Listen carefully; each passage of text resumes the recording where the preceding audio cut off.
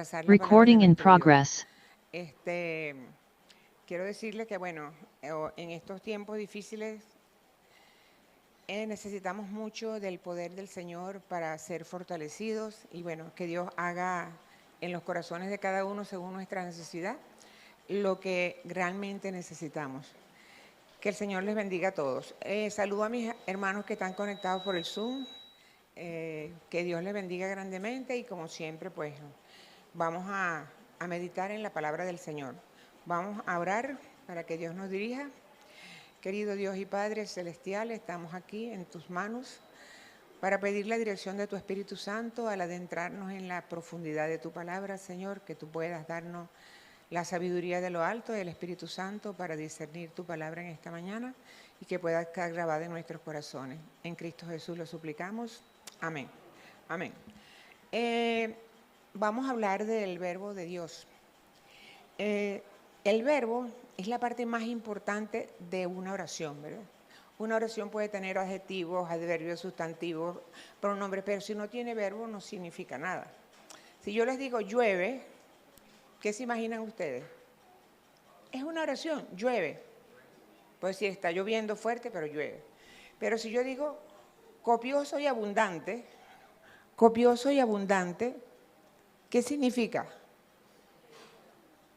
Puede ser copiosa y abundante lluvia, o copioso y abundante discusión, o qué sé yo, cuántas cosas pueden ser. Y el verbo es entonces lo que le da la sustancia a la oración, a todo, ¿no? Entonces, por eso, Juan, el discípulo amado, es el único que tiene este concepto del Señor. Deberíamos comenzar este estudio. Yo siempre digo que el Evangelio de Juan es como adentrarse en Tierra Santa. Es como decir, quítate los pies, porque lo que estás pisando es Tierra Santa. No hay nadie que nos revele más a Cristo que Juan. Juan nos dice, en el principio era el verbo y el verbo estaba con Dios y el verbo era Dios. Nos dice que era Dios, nos dice que se hizo carne, que era el Cordero de Dios, que era Dios vivo, la imagen de Dios, el aliento de Dios.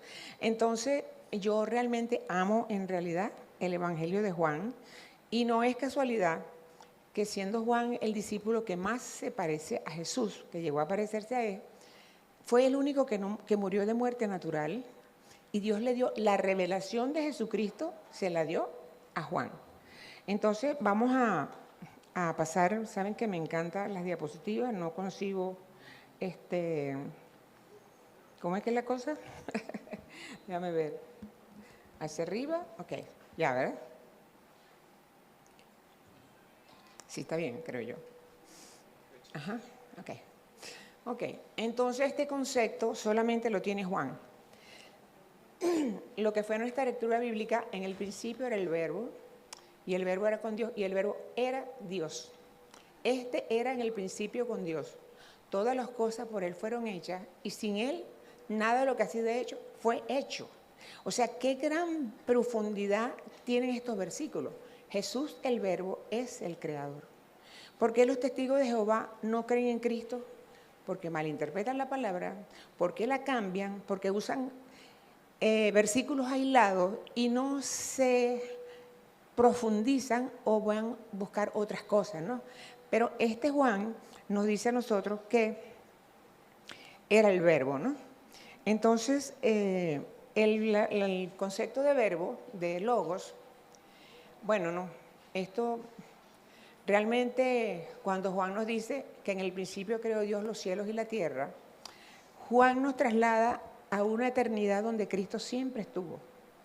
Siempre. Hay personas que creen que Cristo existe cuando su mano, me perdonan la voz, pero me dio la gripe y me dejó la garganta destruida y no hay forma, jengibre, miel, lo que quiera, pero nada. Entonces, eso nos lleva más allá de lo que está presente Dios, nos traslada a la eternidad.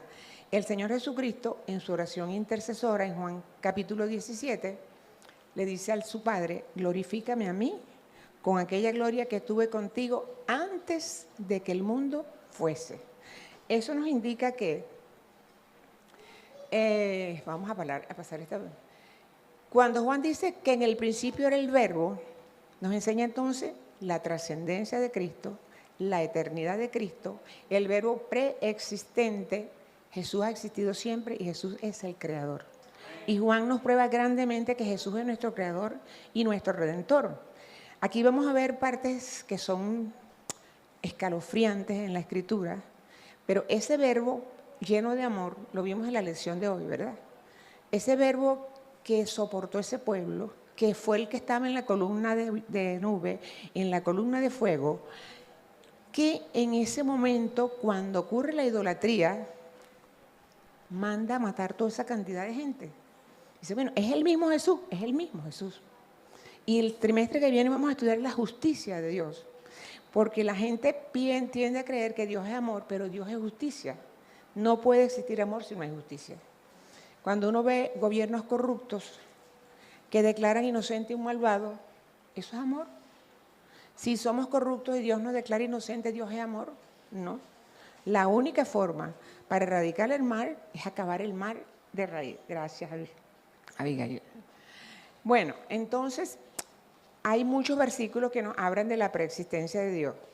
Por ejemplo, Pablo nos dice que Dios, habiendo hablado muchas veces y de muchas maneras en otro tiempo a los padres por los profetas, en estos últimos tiempos nos ha hablado por el Hijo, quien constituyó heredero de todo y por quien asimismo hizo el universo. Entonces ya vemos cómo se une el Génesis, el apóstol Juan, el apóstol Pablo. En estos tiempos Dios nos habla a través del Hijo y es nuestro intercesor ante el trono celestial, ¿verdad? Otro texto impresionante que no entiendo de verdad cómo la gente puede ser tan, no sé. En Colosenses 1, 16 y 17 dice, porque en Él fueron creadas todas las cosas, las que hay en los cielos y las que hay en la tierra, visibles e invisibles. Fíjate esta magnitud. Sean tronos, sean dominios, sean principados, sean potestades, todo fue creado por medio de Él y para Él.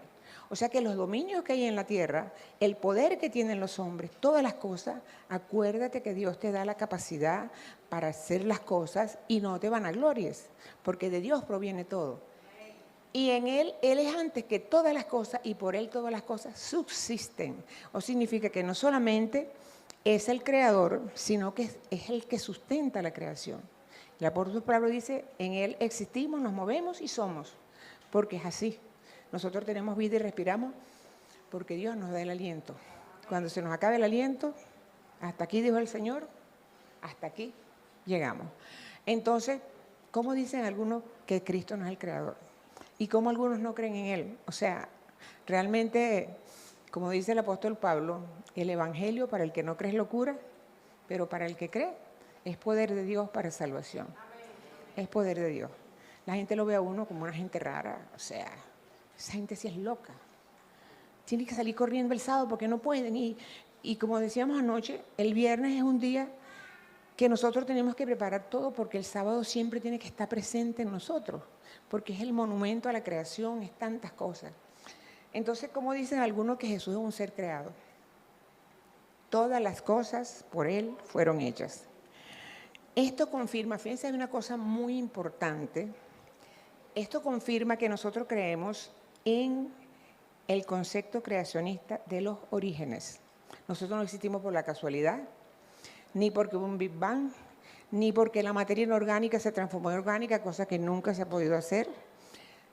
Pero, ojo, yo se los digo porque cuando yo empecé a dar clases en la universidad, me tocó dar clases de anatomía, de biología, de bioquímica, y en la primera clase que entramos en el laboratorio, donde aparecen todos los reinos en que está clasificado actualmente por los científicos del mundo, que tienen mucha razón, yo le dije, yo no creo en la evolución. Y la gente casi me tiró piedra, ¿no?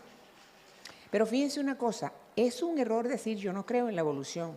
Los seres humanos evolucionan, las plantas evolucionan, los animales evolucionan, el medio ambiente hace sobre nosotros una influencia. Uno puede agarrar una hoja, yo le hago una disección y la veo en el microscopio, yo sé si esa hoja es de clima cálido, de clima medio, de clima seco o de clima totalmente saturado de agua, porque la anatomía se adapta a las condiciones ambientales.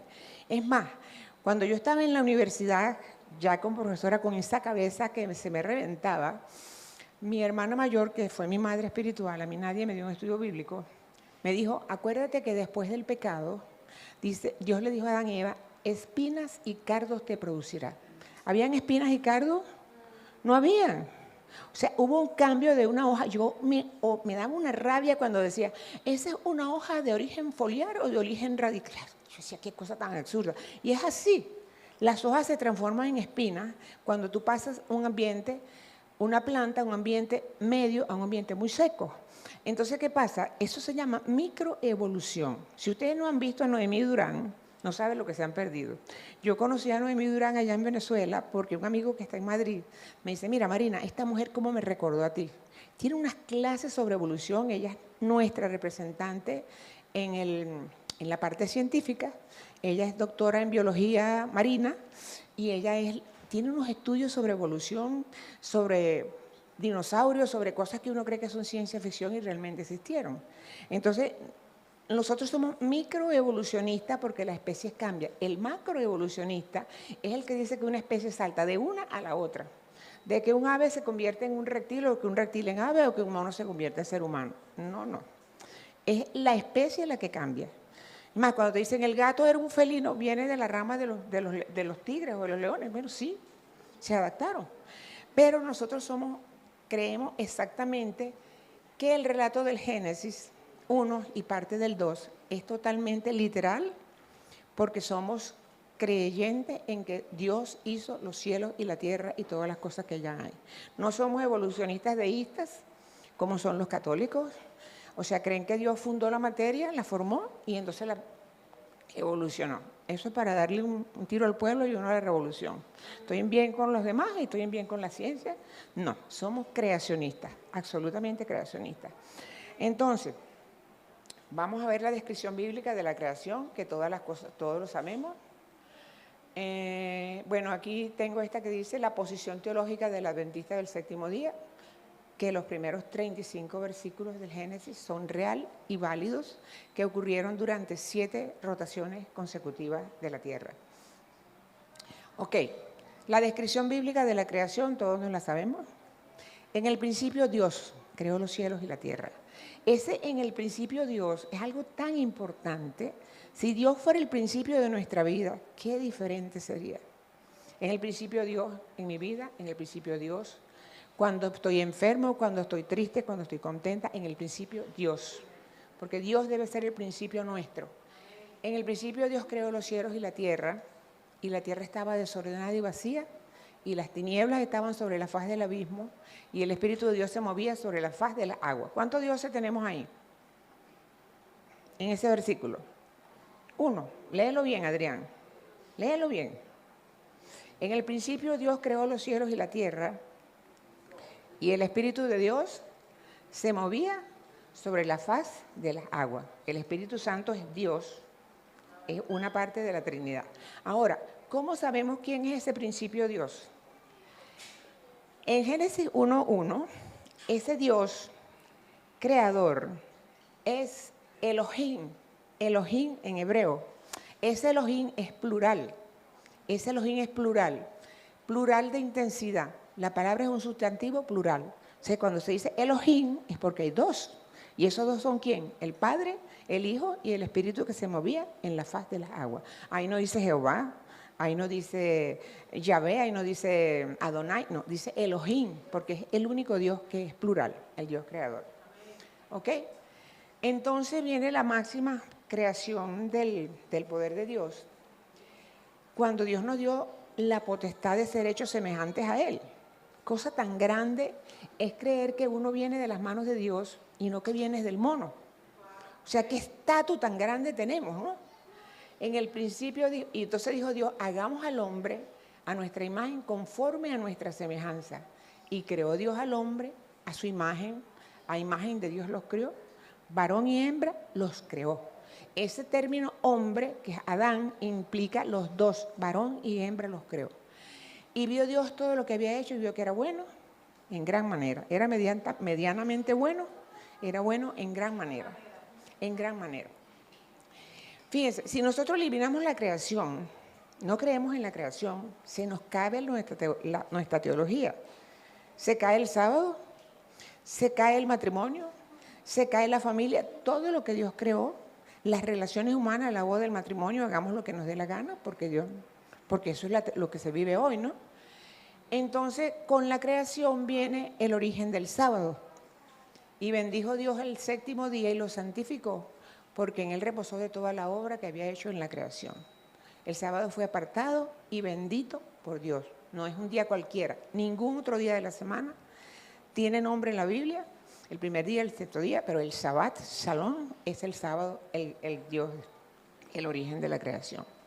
Ahora, en el principio Dios. Bueno, ya veamos que era Elohim, ¿verdad? Génesis identifica claramente al Espíritu y a Dios, Dios Padre y Dios Hijo. Pero ¿quién nos habla directamente? ¿Quién nos dice quién era ese Dios? En el principio era el Verbo era con Dios y el Verbo era Dios. Todas las cosas por él fueron hechas.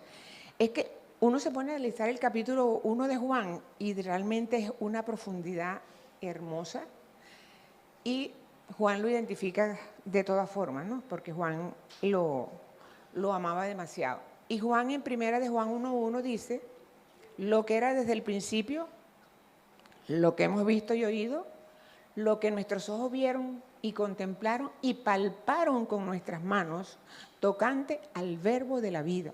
Y Juan insiste en llamarlo el verbo, porque el verbo es todo. Jesús dijo, si ustedes no comen mi sangre y beben mi carne, no pueden entrar en el reino de los cielos. Y todos se escandalizaron y se fueron. Y le dijo a los discípulos, ¿ustedes también quieren ir? Váyanse. Si no comemos la carne del Hijo de Dios, esta Biblia es el verbo hecho carne. Cuando agarramos la Biblia es la única forma de comunicarnos con Dios, porque ahí está Dios revelado.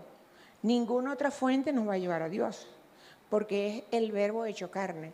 Y Juan tuvo el privilegio de verlo en la transfiguración y entonces Juan por eso dice, y palparon nuestra mano tocante al verbo de la vida.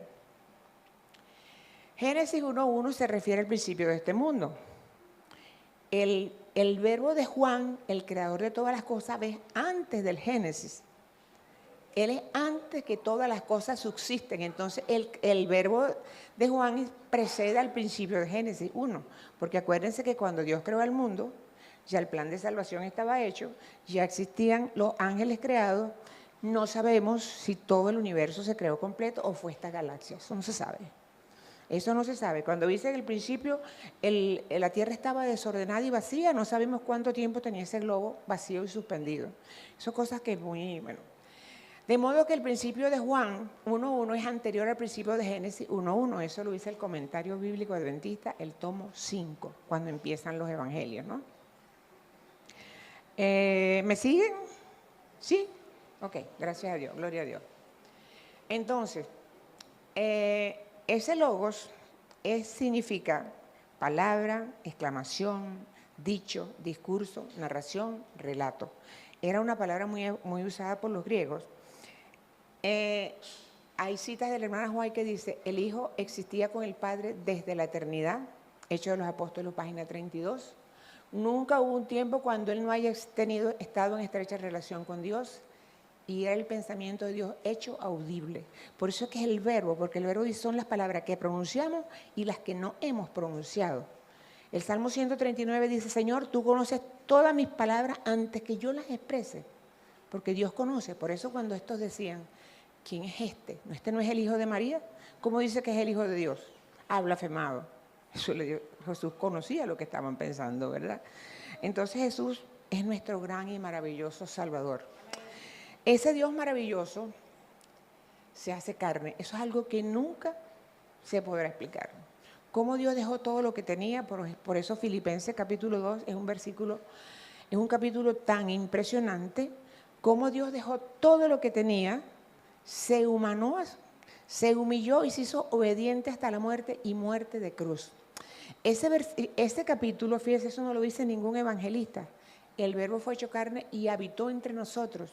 Y vimos su gloria, gloria como la del unigénito del Padre, lleno de gracia y de verdad. Ese verbo hecho carne es el único Juan que lo dice. Ahora, El apóstol Pablo en Gálatas dice, y venido el cumplimiento del tiempo, Dios envió a su Hijo nacido de mujer y nacido bajo la ley. ¿Cuál cumplimiento? La profecía de las 70 semanas, que es parte de los 2300 días. Estaba profetizado su bautismo, su muerte, todo estaba profetizado ahí. Y Jesús vino en el momento preciso, y por eso no sabemos cuándo va a venir. Pero en el momento que Él decida, viene. No importa si estamos preparados o no, porque nosotros no vamos a parar a Dios. Depende de nosotros llegar a ser lo que Dios quiere que seamos. Ese Juan 1:14, el verbo fue hecho carne y habitó entre nosotros, es uno de los versículos más claros de la encarnación del Hijo de Dios. Dice el diccionario que la encarnación es la manifestación corporal de un ser sobrenatural hecho carne. Eso dice el diccionario, ¿no? Porque realmente es algo que solamente, ¿cómo Dios se hizo carne? La forma de eso, ese es el misterio de la piedad. No conocemos, eso lo sabe Dios. O sea, cómo el creador del universo, se mete en el vientre de una virgen, se forma en una célula, en un cigoto, después en un embrión y después nace como un niño.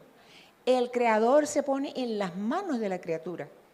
La hermana hoy dice que la Virgen María, la María, porque ya no era la Virgen, le tuvo que enseñar las mismas leyes que él había dicho. Él aprendió como todo niño, él creció como un niño que aprendió.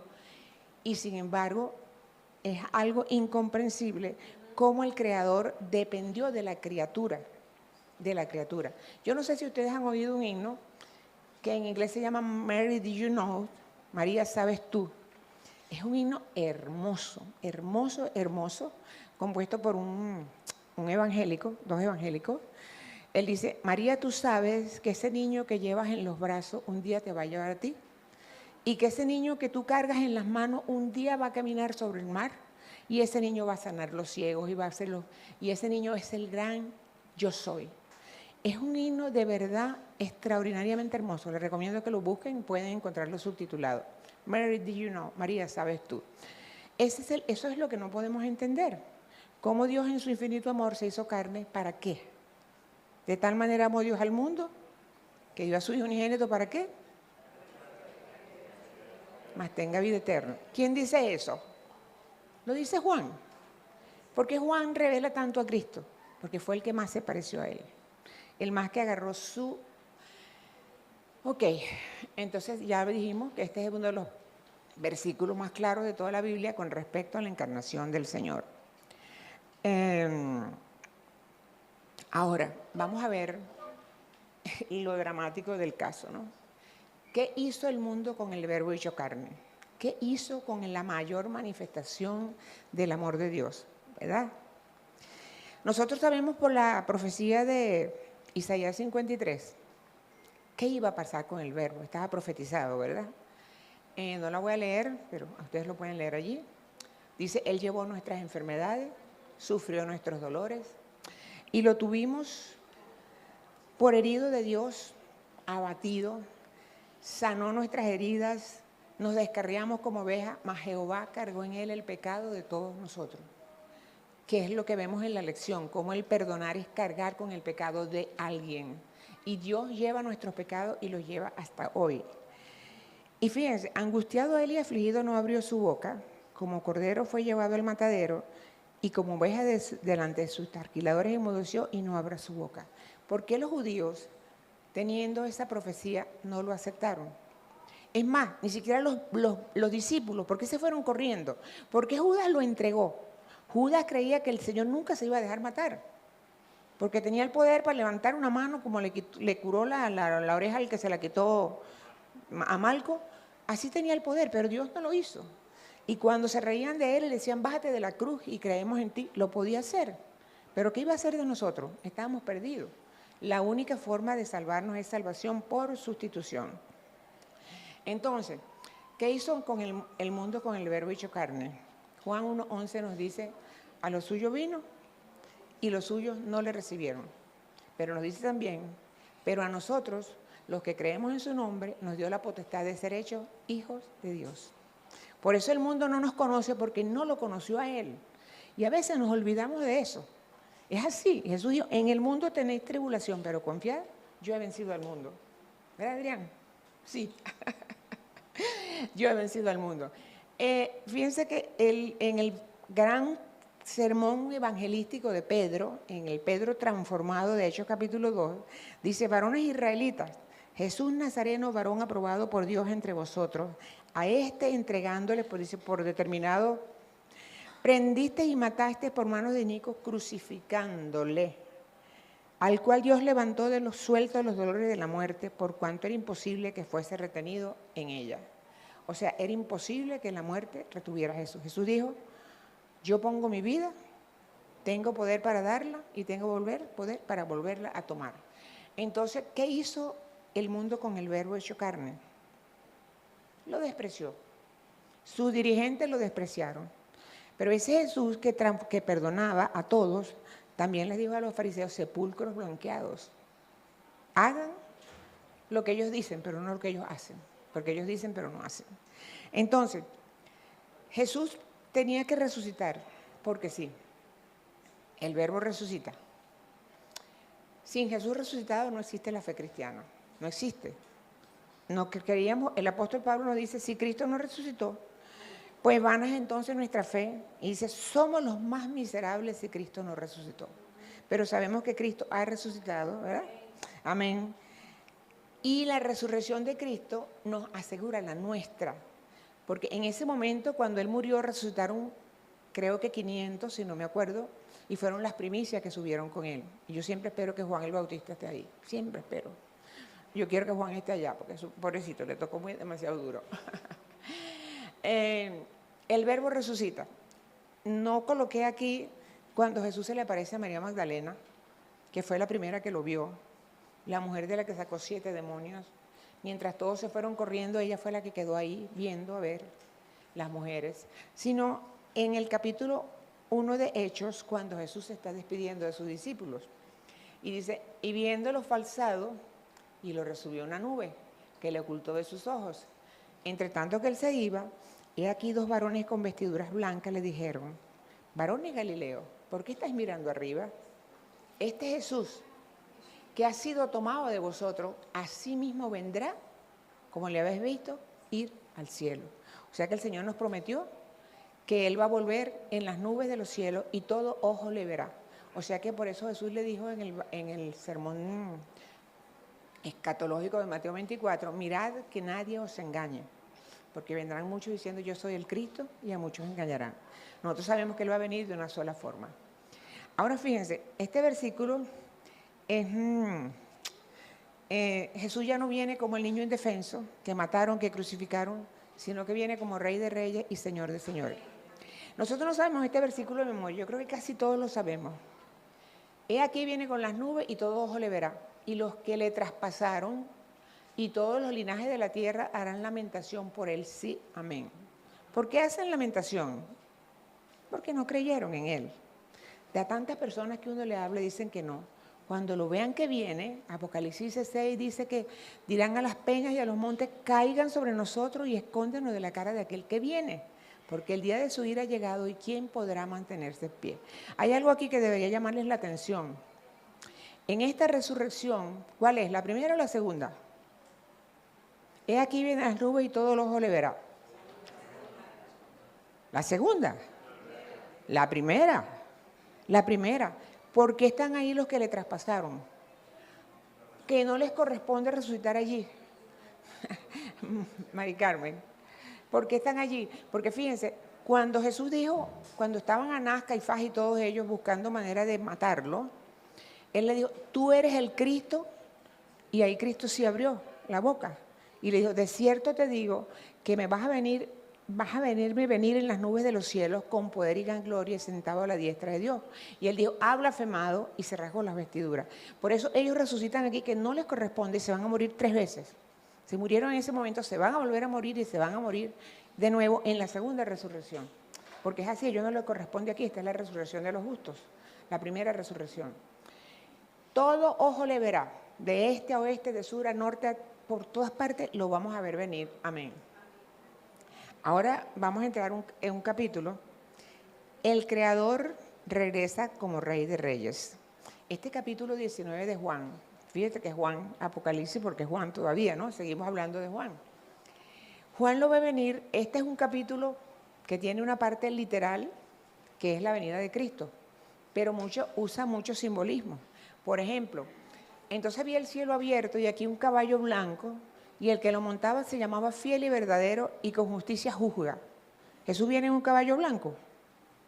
No, Jesús viene en las nubes de los cielos. Eso es una figura de un guerrero que viene venciendo y para vencer. El caballo blanco, que es la pureza, ¿verdad? Pero con justicia juzga. Y si Dios juzga con justicia, bueno, sus ojos eran como llamas de fuego y había en su cabeza muchas diademas. Tenía un nombre escrito que ninguno sino él mismo conocía. Y estaba vestido de una ropa teñida en sangre y su nombre es el Verbo de Dios. ¿No les parece extraordinario? Cómo la Biblia es un hilo desde Génesis al Apocalipsis. El Verbo era Dios y viene con una vestidura escrita que dice, una ropa teñida en sangre, y dice el Verbo de Dios. Es el mismo Cristo que viene ahora, viene como el Verbo, pero viene como el guerrero triunfante, no como el niño desamparado.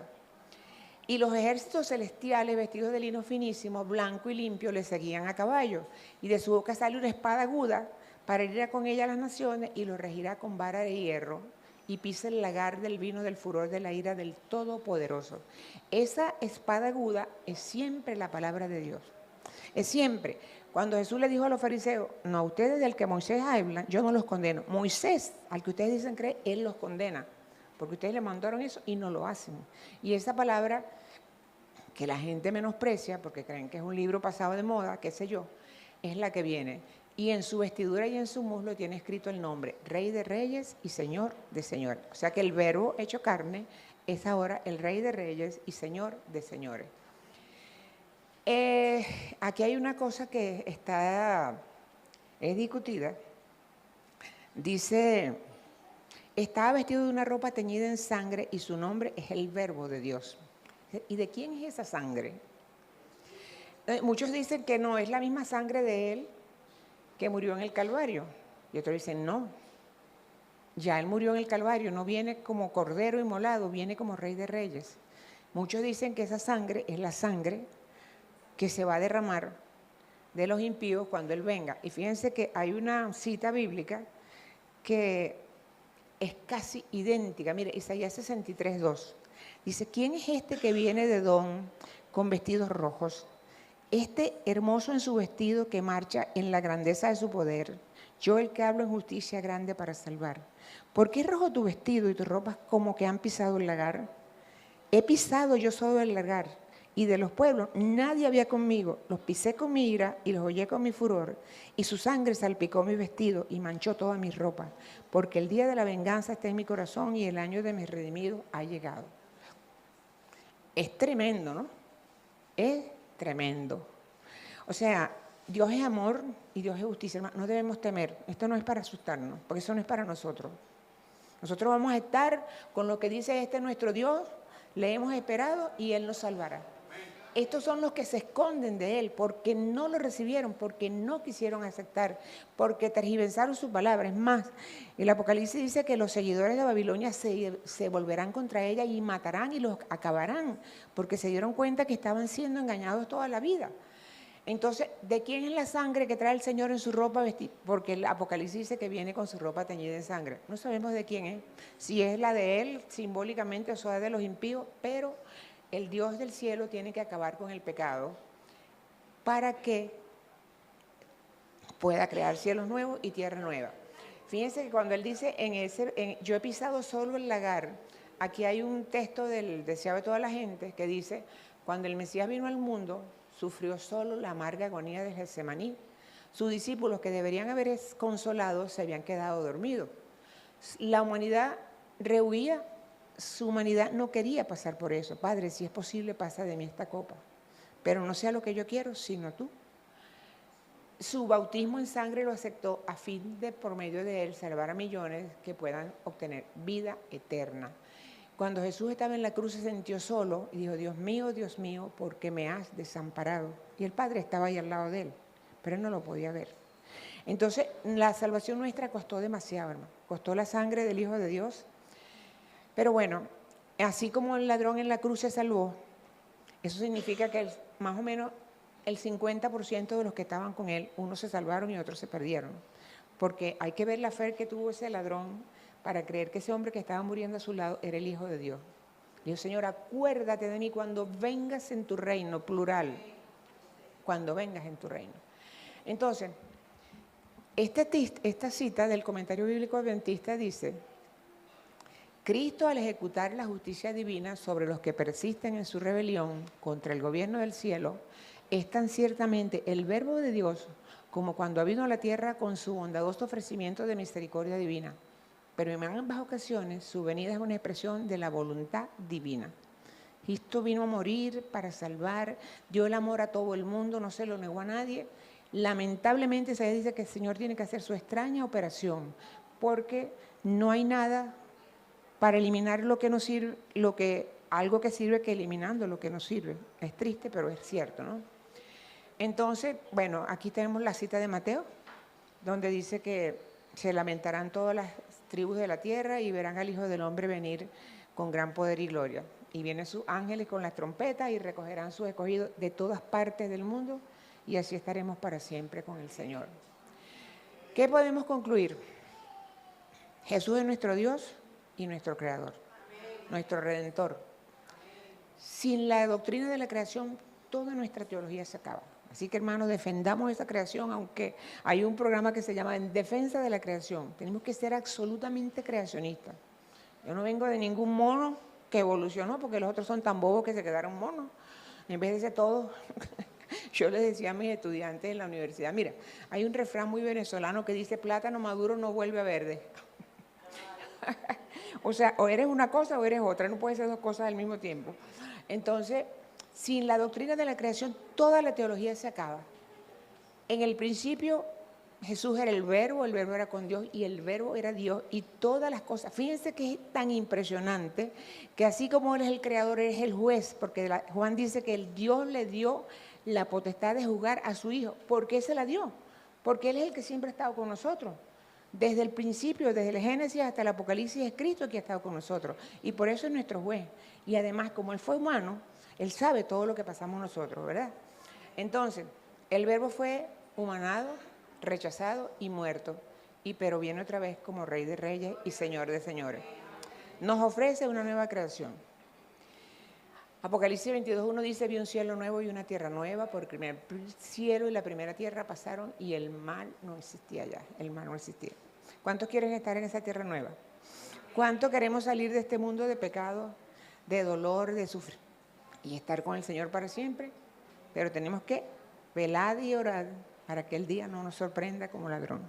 Que el Señor les bendiga y les guarde, es mi deseo en oración, y que puedan ser realmente fortalecidos en Él cada día. Vamos a terminar cantando el himno, que se me perdió el papelito que yo misma cogí.